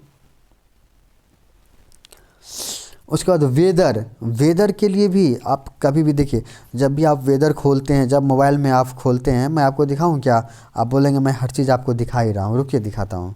देखिए यहाँ पर वेदर, देखिए वेदर का यहाँ पे क्या बता रहा है कि लो रेट टुडे है, यस्टरडे 69% है, कल कैसा मौसम रहेगा, सोमवार को कितना डिग्री टेम्परेचर रहेगा। यहाँ पे आपको एक एक चीज़ कैसे बताया जा रहा है। तो इसके लिए भी देखिए मॉडरेट राइट नाउ क्या बता रहा है, यहाँ पे आप देखेंगे तो एक एक इन्फॉर्मेशन आपको यहाँ पे कैसे दिया गया है। कल क्या मौसम होगा आज हमको कैसे पता है। तो ये सब सारा क्या हो गया, ये सब सारा चीज़ें हमें सैटेलाइट से ही पता चलता है कि नहीं। उसके बाद मिलिट्री, उसके बाद मिलिट्री के जो लोग होते हैं वो भी यूज़ क्या करते हैं, डिफेंस, वो लोग का अलग सैटेलाइट होता है जिसको हम डिफेंस सैटेलाइट कहते हैं। वो भी पढ़ेंगे आप, इंटरनल सिक्योरिटी में आप अच्छे से पढ़ेंगे। तो देखिए अभी आप बेसिक साइंस पढ़ रहे हैं, बेसिक एनसीईआरटी पढ़ रहे हैं, तो इतना आपको पता होना चाहिए कि आर्टिफिशियल का यूज़ क्या क्या होता है। आप तुरंत बता दीजिए, जीपीएस एंड मैप्स लोकेशन के लिए, टीवी ब्रॉडकास्टिंग के लिए, वेदर फोरकास्ट के लिए, मिलिट्री यूज़ के लिए, और कम्युनिकेशन यानी मोबाइल नेटवर्क्स के लिए। हम जो अभी आपके पास जो अभी ये वीडियोज़ यूट्यूब पे लॉन्च होगी या किसी भी सोशल मीडिया पे लॉन्च होगी, आप देखेंगे तो कहीं ना कहीं अपलोड हो जा रहा है, तो इंटरनेट की आवश्यकता पड़ रही है। जो इंटरनेट है वो कहाँ से मिल रहा है, तो सबका कुछ ना कुछ है कि नहीं। तो यहाँ भी कहीं ना कहीं सैटेलाइट का यूज किया जा रहा है। जैसे कि आप एलन मस्क, अब आप बोलेंगे कि ये तो एक ऑप्टिकल फाइबर से होती है, लेकिन आप एलन मस्क का आप देखेंगे, अब क्या है बताऊँ, छोड़िए। यानी कम्युनिकेशन का भी बेसिकली क्या होता है कि आर्टिफिशियल सैटेलाइट का यूज होता है। चलिए ठीक है। अब देखिए एक यहाँ पे सेंटेंस है कि wild life exist on the earth. ये देखिए इतना सारा पृथ्वी है, मतलब इतने सारा प्लैनेट्स है, और प्लैनेट्स पे, इतने सारे प्लैनेट पे पृथ्वी ही एक ऐसा प्लैनेट है जहाँ पे लाइफ एग्जिस्ट करती है। और लाइफ एग्जिस्ट का मतलब क्या होता है, जहाँ पे हम इंसान अच्छे से रह सकें। और रहने के लिए क्या क्या अच्छे से चाहिए, अच्छा राइट टेम्परेचर चाहिए। देखिए बिना टेम्परेचर का इस धरती पे कुछ भी चीज़ नहीं रहेगा। आप गर्मी हो, ठंडी हो, कोई सामान हो, कुछ भी हो, बहुत ज़्यादा टेम्परेचर दे देंगे पूरा पृथ्वी पिघल जाएगी। पृथ्वी का कोई ऐसा वस्तु नहीं है जो ना पिघला, हर एक चीज़ पिघल जाएगा। पृथ्वी को बहुत ज़्यादा ठंडा हो जाएगा, हर चीज़ बर्फ़ हो जाएगा, हर एक चीज़ जम जाएगा। तो इस दोनों चीज़ को बैलेंस बनाने के लिए ही टेम्परेचर है। टेम्परेचर बहुत ज़्यादा नीचे ना जाना, टेम्परेचर का बहुत ज़्यादा अप नहीं होना, नहीं डाउन होना। तो लाइफ को अच्छा बनाने के लिए, लाइफ को एग्जिस्ट करने के लिए टेम्परेचर होना बहुत ज़रूरी है। वाटर इन लिक्विड फॉर्म, पानी तो है लेकिन लिक्विड फॉर्म में है। मैं आपको ऐसा पानी दे दूं जो वेपर के रूप में हो। मैं वेपर मतलब वाष्प, जो नहीं खाना बनाते हैं, खाना के ऊपर जो ऐसे वाष्प ऐसे निकलते रहता है, मैं उसकी बात कर रहा हूँ। तो मैं पानी आपको दे दूं लेकिन वाष्प के रूप में दे दूं, मैं पानी दे दूं लेकिन बहुत ज़्यादा हार्ड कठोर बर्फ़ के रूप में दे दूं, आपके कोई काम का नहीं है वो। तो इसीलिए पानी हमारे पास क्या है, लिक्विड फॉर्म में है, जिसको हम अच्छे से ड्रिंक कर सकें। चलिए हम पानी पी लेते हैं इस बात पे। चलिए ऑक्सीजन इन एटमॉस्फेयर, एटमॉस्फेयर में ऑक्सीजन का रहना, प्रोटेक्टेड बाय एटमॉस्फेयर। और एटमॉस्फेयर को भी क्या करना, प्रोटेक्ट करना। आप पढ़ेंगे कि सूरज से जो हाई रेडिएशन निकलता है, तो उसके लिए भी एक ओजोन लेयर है, लेयर ऑफ द एटमॉस्फेयर में आप पढ़ेंगे। तो हमारे एटमॉस्फेयर को कैसे वो प्रोटेक्ट करता है। Distance from the earth is perfect, मतलब जो हमारा सन से जो डिस्टेंस है पृथ्वी का, वो बहुत ही परफेक्ट डिस्टेंस पे होना। अब देखिए बहुत ज़्यादा ऊंचा कर देंगे तो बहुत ज़्यादा गर्मी हो जाएगी, बहुत ज़्यादा नीचे कर लेंगे तो हमारा पृथ्वी गर्म ही नहीं हो पाएगी। तो एक डिस्टेंस पे होना, लेकिन आज हम मानव सभ्यता, हम मानव ने उसको पूरी तरीके से नेचर को ख़राब बर्बाद कर चुका है, जो कि बहुत ज़्यादा ठंडी का आभास हो रहा है, बहुत ज़्यादा कभी भी अचानक मौसम बदल जाना, मौसम का अचानक ऊपर चले जाना, नीचे आ जाना, भूकंप आ जाना, सही तापमान ना होना, बाढ़ का आ जाना, भूकंप का आ जाना बार बार, ये सब सारा चीज़ें क्या, मिनरल्स बहुत ज़्यादा, धरती के अंदर से मिनरल्स निकालना, बहुत ज़्यादा प्लास्टिक्स यूज करना, बहुत ज़्यादा ऐसे पदार्थ बनाना जो हमारे पृथ्वी के लिए बहुत ज़्यादा हानिकारक हो। तो इससे हमारा क्या होता है, पृथ्वी धीरे धीरे नष्ट हो रही है। जो नेचर हमें प्राप्त हुआ है हम उसको क्या कर रहे हैं, ख़राब कर रहे हैं। तो देखिए यहाँ पे सीखने वाली बात ये है कि कोई पूछेगा why life exist on the earth, then you have only 5 points. ये 5 पॉइंट्स आप उसको बोल दीजिएगा। Right temperature, water in liquid form, oxygen in temperature, protected by atmosphere, distance from sun is perfect. यही रीज़न है कि पृथ्वी को हम क्या कहते हैं, गोल्डन प्लैनेट के नाम से हम कहते हैं। ठीक है, इसके फीचर क्या है, no lights, its reflects only, पृथ्वी के पास कोई लाइट्स नहीं है। ठीक है, ये आपको पता होना चाहिए। चांद खुद रोशनी नहीं देती है। नो एटमॉस्फेयर, ये चांद के बारे में है ना, हाँ ये मून के बारे में है। चलिए ठीक है, नो एटमॉस्फेयर। चलिए इसको मूव ऑन करते हैं। ठीक है, ये नेक्स्ट टॉपिक में हम पढ़ेंगे अच्छे से। अब देखिए एक टर्म आपको बताएंगे, जो फुल मून होता है यानी पूरा चांद आपको जब देखे ना तो उसको हम पूर्णिमा कहते हैं, और जब हमें बिल्कुल पूरा अंधेरा रात, पूरा सुनसान रात हो जाए उसको हम अमावस्या के नाम से जानते हैं। पूर्णिमा का मतलब होता है पूरा चांद देखना, और अमावस्या का मतलब होता है ये काला काला कोई चांद नहीं देखना। तो पूर्णिमा और अमावस्या 2 टर्म है, दोनों टर्म आपको पता होना चाहिए। चलिए, the moon always show the same side of the अर्थ, चांद हमेशा पृथ्वी को अपनी एक ही साइड दिखता है। Artificial satellite never falls because it perfect speed and gravity in balance, यानी ये कहा जाता है कि जो हमारा इंसान के द्वारा जो सैटेलाइट बनाया गया है, पहले हमको भी यही लगता था सैटेलाइट धरती के ऊपर तो फेंक गया, लेकिन मतलब फेंक दिया नहीं, उसको भेज दिया गया, वो कहीं गिर गया तो, लेकिन वो कहीं नहीं गिरते हैं, उसके अंदर बहुत ज़्यादा परफेक्ट स्पीड होती है, और स्पीड के साथ साथ ग्रेविटी होती है। स्पीड और ग्रेविटी का अगर आपको खेल देखना हो तो आप मौत का कुआं जानते हैं क्या? रुकिए मैं मौत का कुआं दिखाता हूँ आपको। देखिए ये मौत का कुआं है ना, आप मतलब इसको अलग अलग नाम से भी जानते हैं। ये एक टैलेंट शो है, और यहाँ पे देखिए जब आप यहाँ पे देखते होंगे कार बाइक्स वगैरह जो होती है यहाँ पे, तो ऊपर जाती है लेकिन गिरती क्यों नहीं नीचे, बहुत आसानी से नीचे आ जाती है, बहुत आसानी से ऊपर जाता है। तो ये जो राइडर होते हैं, जो राइड करते हैं, इसके अंदर एक परफेक्ट स्पीड के साथ इसके अंदर क्या करते हैं, सर्कुलर पाथ में इसको मूव करते हैं, और इसी वजह से ग्रेविटी और गुड स्पीड की वजह से इनका बैलेंस बनता है, और इसी बैलेंस की वजह से वो क्या होते हैं, नीचे नहीं गिरते हैं। यहाँ पे देखेंगे आप बहुत अच्छे से बाइक चल रही है, पहले तो हमें लगता था कहीं गिर न जाए, मैं तो डर से भी नहीं जाता था कभी कभी देखने के लिए कि कहीं वो गिर न जाए, है कि नहीं, मुझे इस बात की टेंशन होती थी। लेकिन अब मुझे पता चला, यहाँ पे देखिए हाथ खोल के भी बहुत अच्छे से घूम रहे हैं। मैं इसको पिक दिखाऊँ, अगर आप लोग देखे भी होंगे मेरे ख्याल से काफ़ी सारे लोग मेला वगैरह में होता है, देखिए 4 व्हीलर को भी कितने अच्छे से नचाया जा रहा है कि नहीं, देखिए इसको। तो ये है, तो ये हमारा परफेक्ट क्या है, ग्रेविटी एंड बैलेंस का ये खेल है।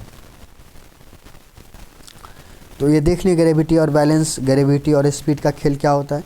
इसी तरह हमारा सैटेलाइट क्या होता है, घूमते रहता है, और कभी भी इसको गिराना होता है समुद्र में लोग गिरा देते हैं, और गिराने का भी एक तरीका होता है, जिस वजह से समुद्र के ऊपर भी पढ़ेंगे तो समुद्र भी हम लोग क्या किए हैं, बहुत गंदा जाके हम कर दिए धीरे धीरे।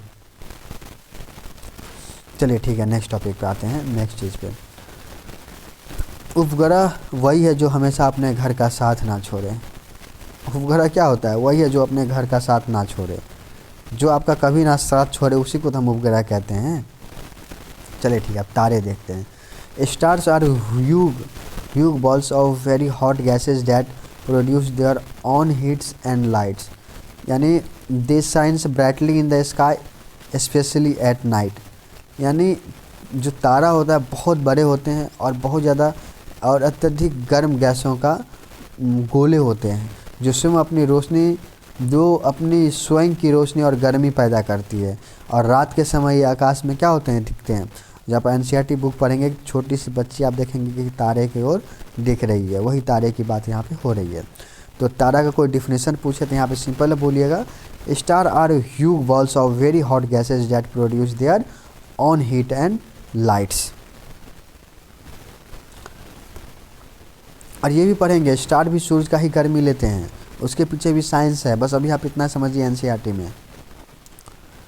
चलिए नेक्स्ट चीज़ हम आपको बताता हूँ, what are stars made of. Star कैसे मिलते हैं, कैसे बनते हैं, तो हाइड्रोजन और हीलियम गैस से मिल के क्या होता है, स्टार बनते हैं। तो देखिए आने वाले टॉपिक्स जब भी हम केमिस्ट्री पढ़ेंगे, जब डिटेल में पढ़ेंगे, तो मैं आपको बताऊंगा कि हाइड्रोजन का यूज़ क्या है, हीलियम का यूज़ क्या है, ये सब गैस जितने भी चीज़ें हैं मैं सब सारी चीज़ों को फील करवाऊंगा। लेकिन आने वाला जब हमारे परिवार बहुत बड़ा हो जाएगा, तो ये सब जितने भी गैस के बारे में पढ़ेंगे तो मैं एक लैब में प्रैक्टिकली मैं आप लोगों को दिखाऊंगा भी, ताकि आप किसी भी चैप्टर को पढ़ें तो उस चीज़ को, जो गैसेस होते हैं उन गैसेस को आप प्रैक्टिकली उसको देख सकें। और चलिए,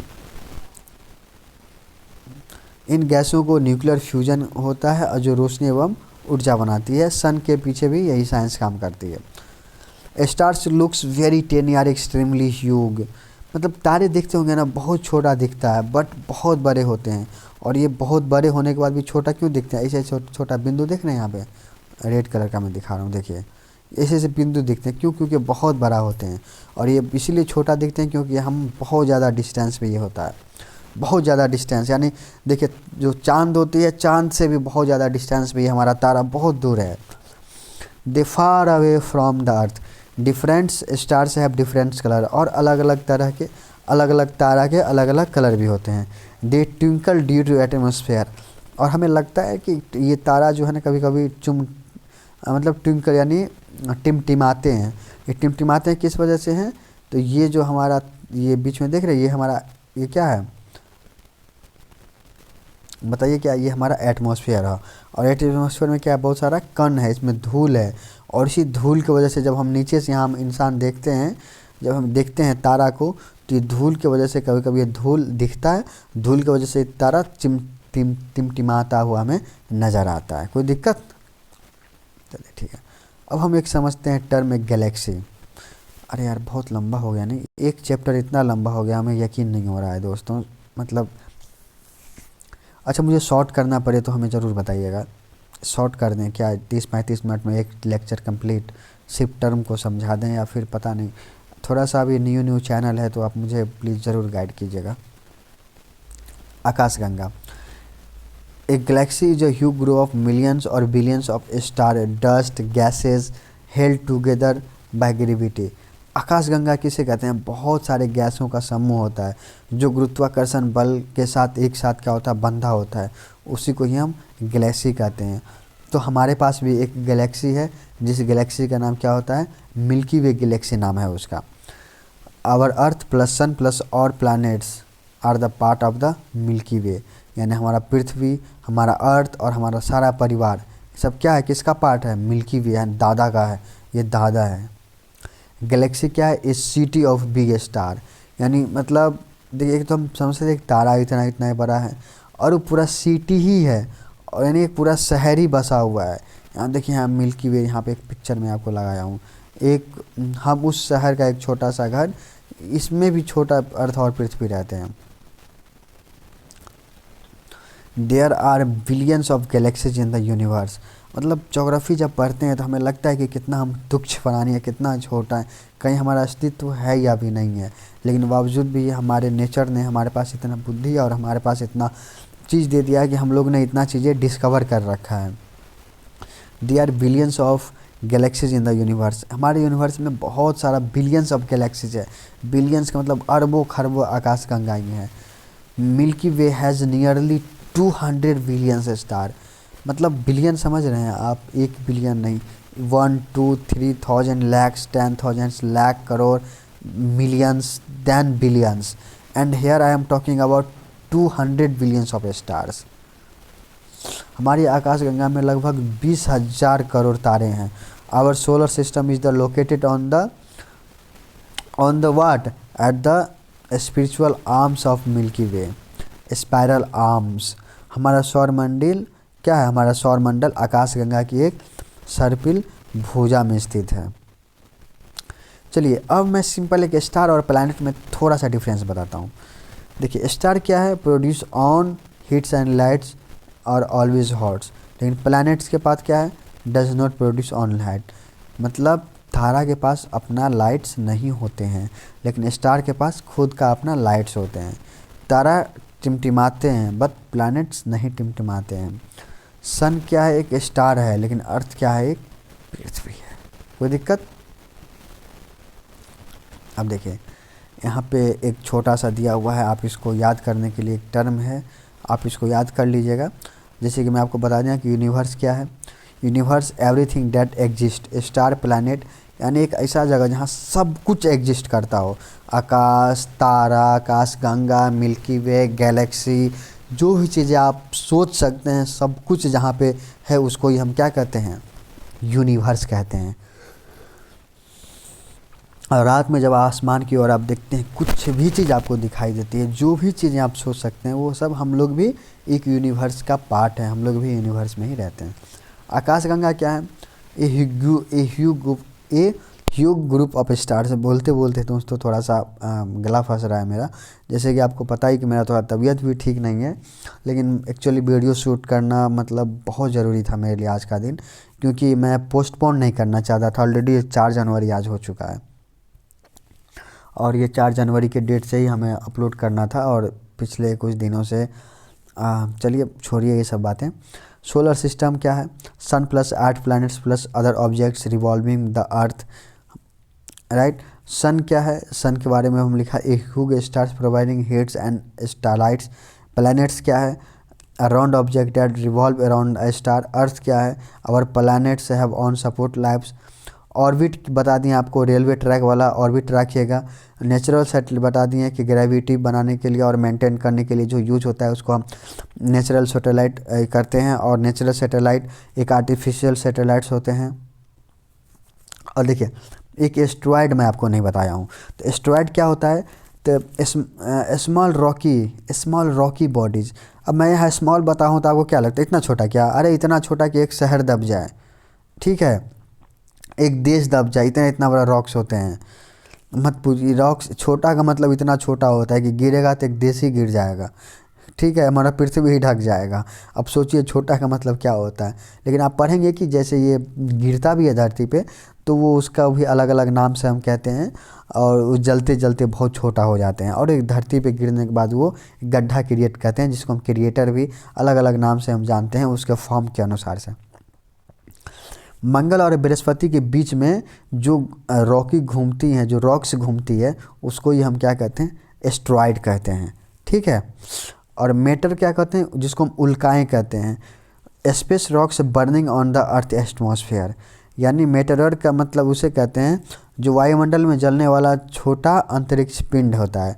जो यानी कोई भी मेटेरॉइड जब धरती पे जब गिरने लगता है और वायुमंडल में पूरी तरीके से वो जल जाता है, तो जलने के बाद उसको हम क्या कहते हैं? मेटेरॉइड कहते हैं। उसके बाद एक नक्षत्र होता है, कंसल्टेशंस, यानी star pattern in the Galaxy, यानी गैलेक्सी में, यानी स्टार में, गैलेक्सी में जो है ना एक पैटर्न आपको दिखाई देगा।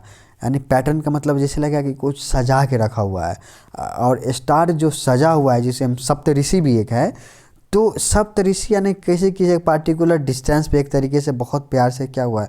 सजे हुए हैं। तो उसी सजावट को हम क्या कहते हैं? नक्षत्र कहते हैं। कोई दिक्कत?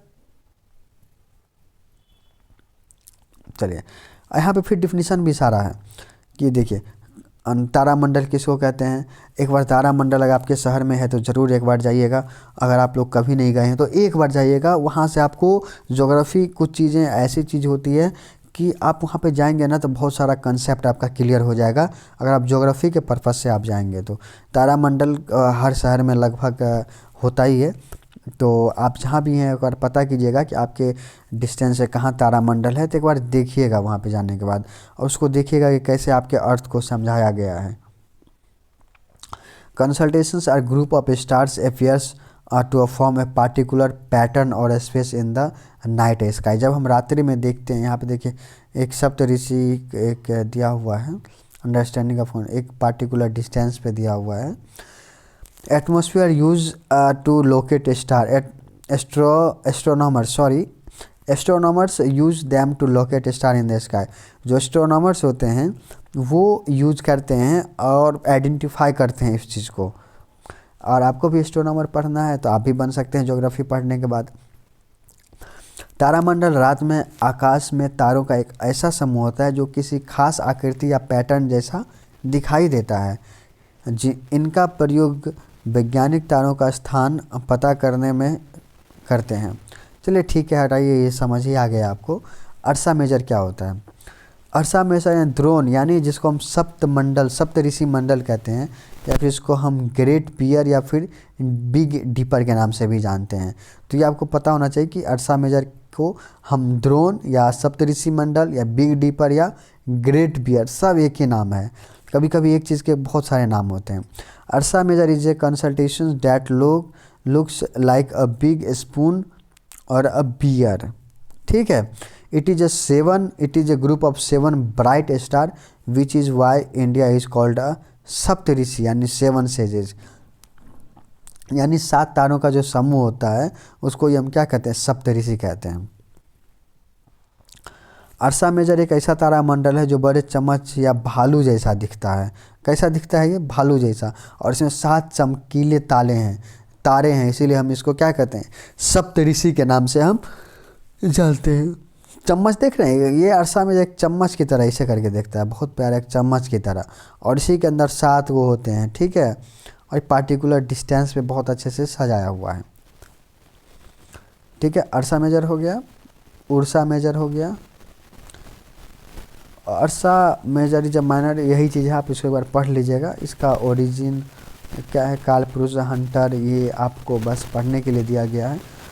ओरियंस बेल्ट क्या होता है? ओरियन एक शिकारी जैसा दिखता है जो हथियार लिए होता है, और इसमें 3 चमकीले तारे सीधे लाइन में होते हैं जिन्हें हम ओरायन की बेल्ट कहते हैं।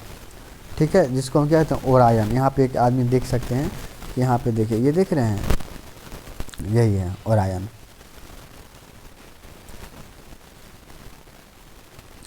चलिए ठीक है। अर्सा मेजर आकार में उर्सा मेजर आकार में छोटा चम्मच जैसा तारामंडल है। इसकी पूंछ के सिरे पर सबसे चमकीला तारा होता है जिसको हम धूप तारा कहते हैं। ओरियन हम समझ में आ गया। ओरियन बेल्ट क्या होता है? चलिए ठीक है। वाई कंसल्टेशन, यानी तारामंडल क्यों इम्पोर्टेंट है? साइंस व्यू देखते हैं और लैब व्यू देखते हैं। मैप ऑफ द स्काई, यानी कि साइंस व्यू देखें, मैप ऑफ द स्काई यानी आकाश का नक्शा, हेल्प्स लोकेट अदर स्टार, अन्य तारों को ढूंढने के लिए, और नेविगेशन टूल्स यानी दिशा बनाने का साधन के लिए, और यूज टू कैलेंडर सिस्टम, और हमारा ऋतु और कैलेंडर सिस्टम का जो सिस्टम होता है इसको भी देखने के लिए हम कंसल्टेशन का उपयोग करते हैं। ये अब एग्ज़ाम में कभी कभी पूछ लेते हैं, कभी कभी नहीं भी पूछते हैं। आप हिंदी और इंग्लिश दोनों में हम दे दिए हैं, और आपके एनसीईआरटी में भी होगा। ये एक बार याद कर लीजिएगा। मैं एक ही आपको बताऊँगा कि आपको कैसे याद रखना है। मरकरी के पास 1 ऑर्बिट राउंड के लिए 88 डेज होते हैं, और 1 spin on the axis 59 days होते हैं। इसका मतलब ये होता है, यहाँ पे 2 टर्म होता है। अराउंड द सन, यानी जो देखिए ये जो आप देख रहे हैं यहाँ वाइट चीज़ पे, मैं आपको अच्छे से समझा पाऊँगा। हाँ देखिए, कलर एक लेकर दिखाता हूँ। देखिए जो मरकरी है, ये जो मरकरी आप देख रहे हैं, ऑर्बिट अराउंड द सन, यानी ये जो सन देख रहे हैं, सन के जो चारों ओर ऐसे करके जो चक्कर लगाते हैं उसमें 80 डेज लगाते हैं। लेकिन ये चक्कर लगाने के साथ साथ ये अपने आप में भी ऐसे करके चक्कर लगाते रहते हैं। ठीक है, मतलब अपने ही एक्सिस पे वो भी तो साथ में घूमते रहते हैं, तो उसके लिए जो समय लगता है उसको क्या लगता है? 59 डेज लगता है। तो इसी तरह ये पूरा याद कर लीजिएगा आपको, ताकि आसानी हो आपको कि ये सारे किसको कितना समय लगते हैं, अपने नंबर ऑफ मून्स किसके पास कितना है। ठीक है, ये याद कर लीजिएगा। अब देखिए, अरे मतलब पूरा ज्योग्राफी पढ़ लिए। अब देखिए अब ज्योग्राफी का मतलब समझते हैं। Many words use in a language a life between taken from some other language. Geography for example is the English word It is an origin in Greek which relate to the description of the earth. It is made of the two Greek word geo means earth and graphia मतलब writing. Find of यानी मतलब देखिए simple ये बता रहा है कि देखिए ज्योग्राफी जो पढ़ते हैं ये दो वर्ड से मिलकर बना होता है, ठीक है। एक होता है जियो और दूसरा होता है जियो प्लस रफ़ी ग्राफिया। जियो प्लस लॉजी होता है, क्या होता है देखिए मैं यहाँ पे आपको बताता हूँ, एक पेज है मेरे पास, चलिए यहाँ पे मैं आपको बताता हूँ। यहाँ पे ये कहा गया है, इसको मैं छोटा कर लूँ थोड़ा, देखिए यहाँ पे ये कहा गया है जियो प्लस लॉजी, है ना, दो वर्ड है, दो वर्ड से मिलके बना है। जियो का अर्थ क्या होता है और इसका अर्थ क्या होता है। जियो का मतलब क्या होता है अर्थ है, ठीक है, अभी इतना मान के चलिए। और लोग मतलब क्या होता है स्टडी, इसका मतलब होता है स्टडी ऑफ अर्थ। तो ज्योग्राफी का मतलब क्या हुआ दोस्तों, study of earth is called geography of the study. यहाँ पे बहुत अच्छे से दिया गया है, देखिए ज्योग्राफी 3 वर्ड से बना है, लॉजी मेट्री प्लस वाइड जियो, लेकिन इतना हमको ना ध्यान नहीं रखना है सब चीज़, ठीक है, बस जो आपको बताएं वही रखना है। जियो प्लस लॉजी, जियो का मतलब होता है अर्थ और लॉजी का मतलब स्टडी, हम जो अर्थ को पढ़ते हैं उसको ही हम ज्योग्राफी कहते हैं। क्या आप जानते हैं कि रात में आसमान को देखकर मनुष्य हमेशा से मोहित हो और खोले पिंडों, ये कहानी दिया हुआ है, इसको आप पढ़ लीजिएगा। अर्थ के बारे में दिया गया है कि earth is the third nearest planet to the sun, यानी क्रमबद्ध तरीके से, यानी लाइन में अगर देखा जाए तो पृथ्वी हमारा तीसरा है ना, तीसरा है। कैसे है देखिए, मैं आपको दिखाया था ना ऊपर में, कितना बार आपको मैं बताऊं, देखिए सबसे ऊपर में अगर आप आएंगे तो किधर गया हमारा, देखिए 1 1 2 और 3, ये 3 नंबर पे है ना, थर्ड है कि नहीं, दिख रहा है कि नहीं। हर चीज़ आप ना खुद से देखिए, उसके बाद देखिए कि कैसे क्या चीज़ है।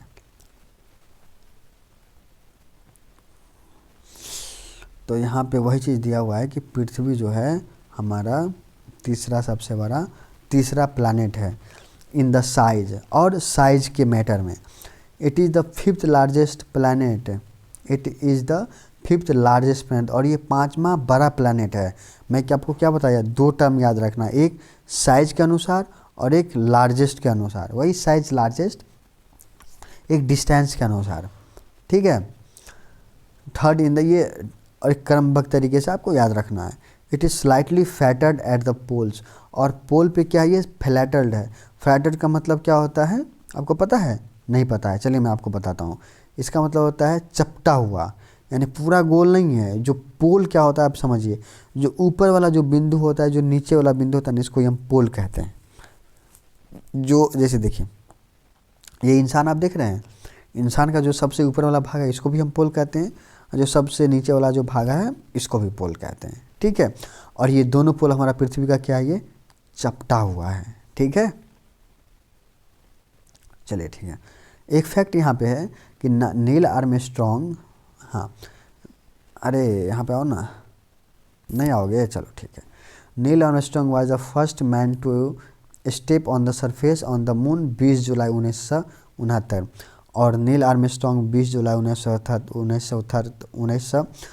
1969 को आप चंद्रमा पे कदम रखते हैं। और देखिए यहाँ पे एक इमेज के साथ, ये आपके एनसीईआरटी का ही बुक का पिक्स लिया हुआ है, आप देखेंगे तो यहाँ पे देखिए सबसे छोटा एक इंसान है, इंसान पृथ्वी पर रहता है, और ये अर्थ हमारा सोलर सिस्टम का भाग है, और सोलर सिस्टम किसका भाग है, मिल्की वे का, और मिल्की वे किसका है, यूनिवर्स का। ये टर्म आपको पता होना चाहिए। इंसान धरती, देखिए हम धरती पर रहते हैं, धरती सोलर सिस्टम मिल्की वे मतलब गैलेक्सी, और गैलेक्सी यूनिवर्स, और यूनिवर्स से बाहर कुछ नहीं, ठीक है। Can you relate your self with the universe now, क्या आप अपने आप को यूनिवर्स के साथ रिलेट करते हैं। You are on the earth and the earth is in the part of the solar system, आप पृथ्वी पे हैं, लेकिन पृथ्वी सोलर सिस्टम का एक पार्ट है। Our solar system is a part of the milky way galaxy and हमारा milky way जो हमारा सोलर सिस्टम है किसका पार्ट है, मिल्की वे का, and which is a part of universe, और जो एक यूनिवर्स का पार्ट है। ठीक है, सेम हिंदी में वही चीज़ लिखा हुआ है।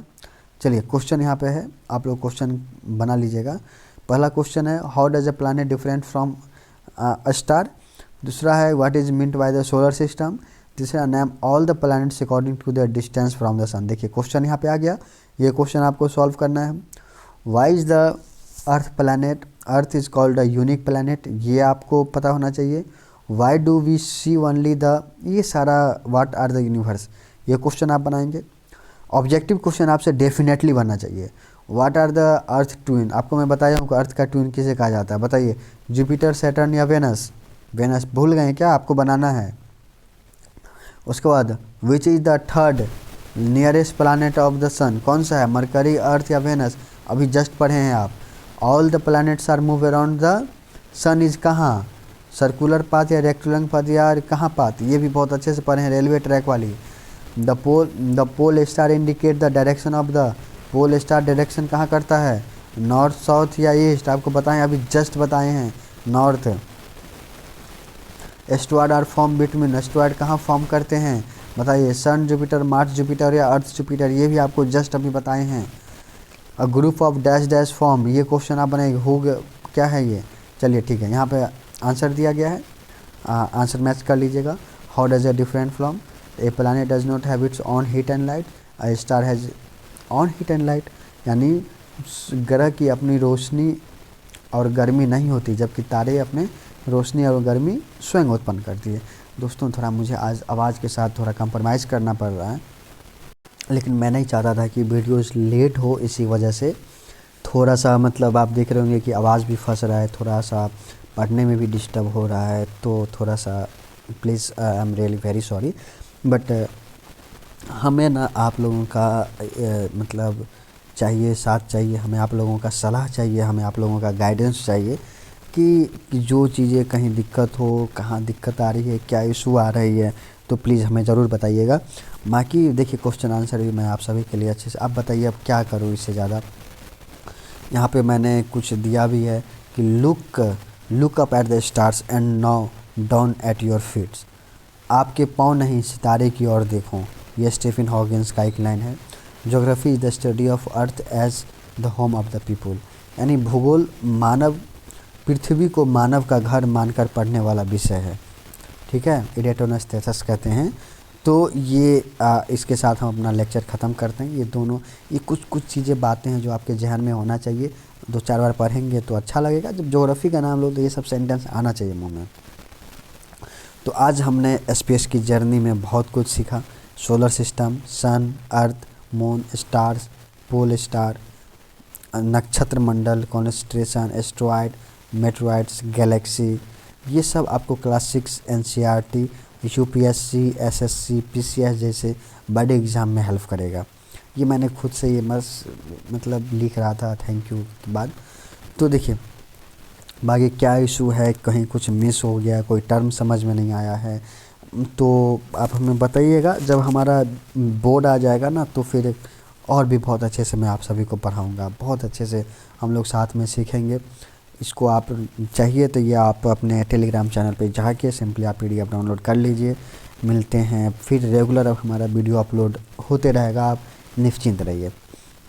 बाकी मैथ का भी हम रेगुलर स्टार्ट करने वाले हैं बहुत जल्द, लेकिन थोड़ा सा दिक्कत हो रहा है, कुछ चीज़ें दिक्कत हो रही है अभी, लेकिन PDF फॉर्मेट में जितना भी होगा मैं लैपटॉप से अच्छे से बना के PPT सब कुछ क्रॉप करके मैं सब कुछ कवर कर दूंगा। आप सब अपना ख्याल रखिएगा। जय हिंद दोस्तों, मिलते हैं अगले वीडियो में। हाँ प्लीज़ कोई सलाह हो तो हमें प्लीज़ ज़रूर दीजिएगा।